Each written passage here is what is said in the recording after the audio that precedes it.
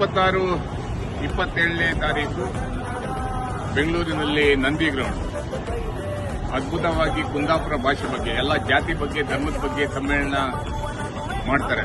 ಆದರೆ ಒಂದು ಊರಿನ ಭಾಷೆ ಬಗ್ಗೆ ಎಲ್ಲರನ್ನೂ, ಎಲ್ಲಾ ಜನರನ್ನು ಸೇರಿಸೋದ್ರ ಮುಖಾಂತರ ಬೆಂಗಳೂರಿನ ಜನರಿಗೂ ಸಹ ನಮ್ಮ ಭಾಷೆ ಪರಿಚಯ ಮತ್ತು ನಮ್ಮ ಬದುಕಿನ ಶೈಲಿ, ನಮ್ಮ ಜೀವನ ಶೈಲಿಯನ್ನು ಪರಿಚಯಿಸ್ತಾ ಇದ್ದಾರೆ. ವಿಶೇಷವಾಗಿ ಸಹಸ್ರಾರು ಸಂಖ್ಯೆಯಲ್ಲಿ ಬರ್ತಾ ಇದ್ದಾರೆ.